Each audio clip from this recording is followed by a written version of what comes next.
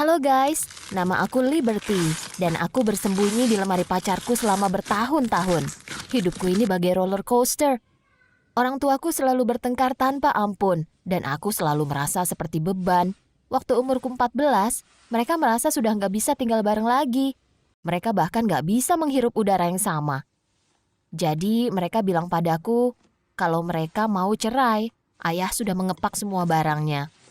Dia menepuk punggungku dan bilang, "Sampai ketemu lagi." Tapi kami nggak pernah ketemu lagi. Ibuku ngamuk, kecewa, marah, juga sedih. Di rumah, ayahku jadi dia yang namanya nggak boleh disebut. Jadi untuk sesaat, kami nggak ngobrol sama sekali. Ada satu hal positif dari semua ini.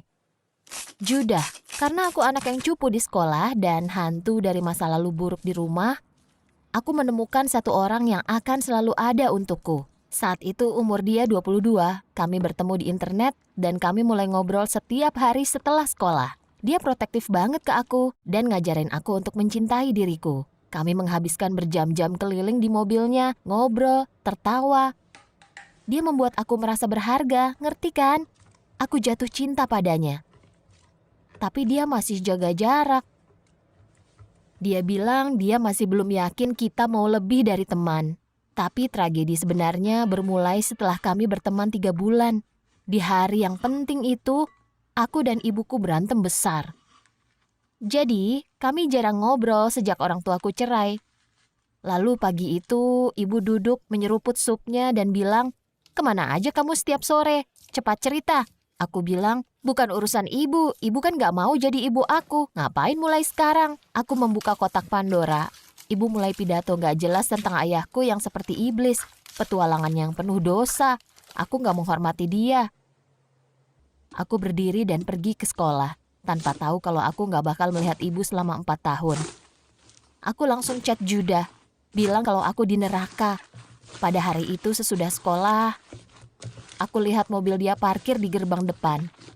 Awalnya kami keliling seperti biasa.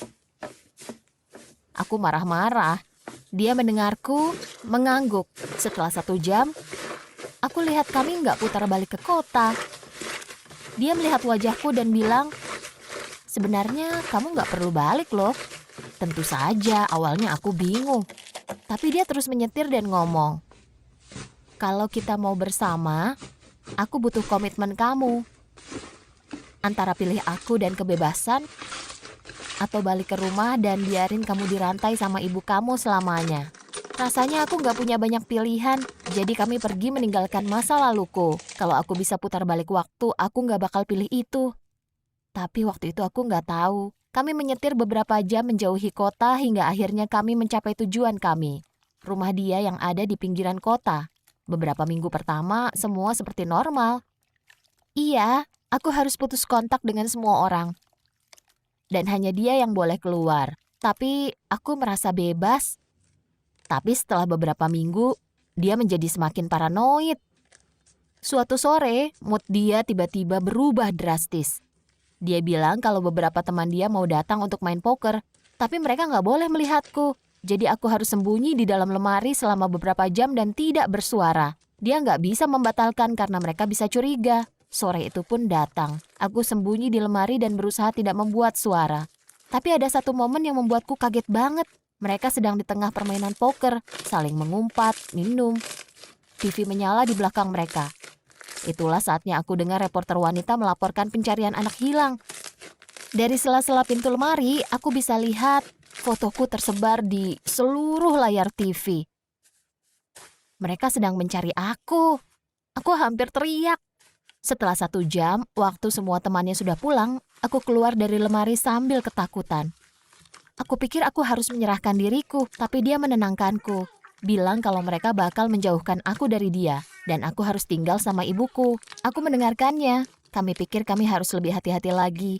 Setelah 3 bulan, mereka berhenti mencariku. Dan 3 tahun selanjutnya tidak ada kejadian apapun. Di pagi hari, dia menutup semua jendela dan tirai. Dia mengunci pintu dan pergi kerja.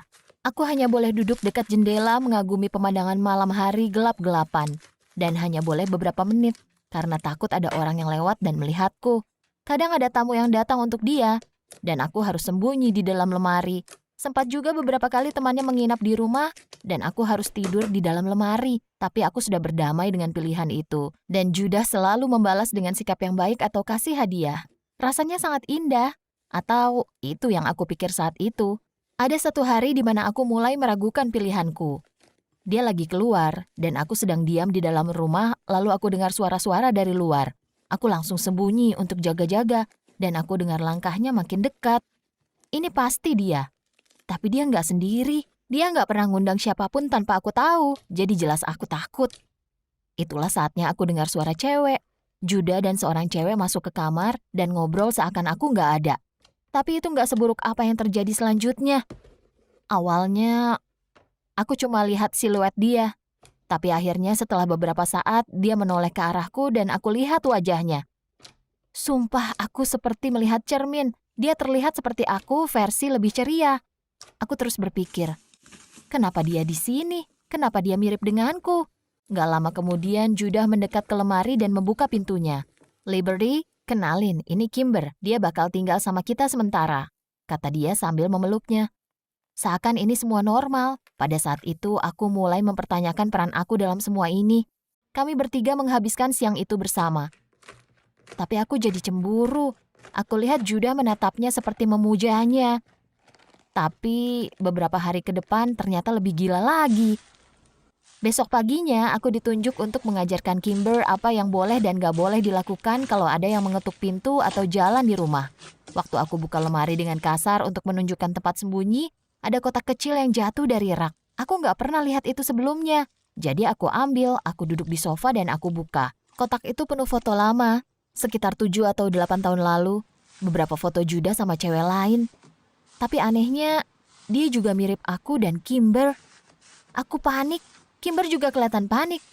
Kami duduk di sofa, menunggu dia dengan foto-foto itu. Lalu kami nyalakan TV untuk melewati waktu. Saat itulah sesuatu yang buruk menghantamku.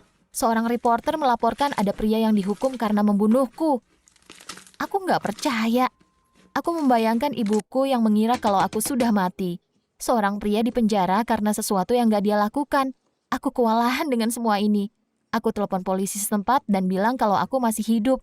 Entah gimana mereka melacak teleponnya dan setelah 15 menit, mereka masuk ke dalam rumah. Aku dibawa ke kantor polisi di mana mereka menginterogasi aku. Tapi aku sudah terlalu bingung untuk menjawab mereka. Itu saatnya aku lihat ibuku masuk ke dalam ruangan. Ibu melihatku dan hampir pingsan. Kami pelukan hampir setengah jam dan ibu membawaku pulang. Seminggu setelahnya gila banget. Polisi terus menggangguku tentang Judah. Mereka mau aku menyerahkannya untuk bilang kalau dia memperlakukanku dengan buruk. Tapi aku nggak tahu apa yang terjadi. Dia menghilang. Suatu hari, aku dapat SMS dari nomor nggak dikenal. Itu adikku yang difoto. Orang tua kami membawanya pergi dan dia meninggal. Aku nggak bisa biarin itu terjadi ke kamu. Aku berusaha hidup normal setelah itu, tapi aku masih kesusahan. Masih sulit bagiku untuk mengerti apa yang terjadi. Apa Judah gila? Apa dia menggunakanku? Apa aku punya pilihan? Tapi ibuku sekarang membantuku. Sekarang kami terbuka tentang semuanya. Ibu bahkan cerita tentang ayah dan hubungan mereka. Dan aku berusaha sebaik mungkin untuk menggambarkan apa yang aku dan Judah lalui. Rasanya beda banget waktu bisa menjelaskan semua kesulitan kamu. Mungkin kalau aku tahu hubungan yang baik itu seperti apa, aku nggak akan melakukan kesalahan itu. Karena sekarang, aku tahu kalau diam adalah senjata paling mematikan.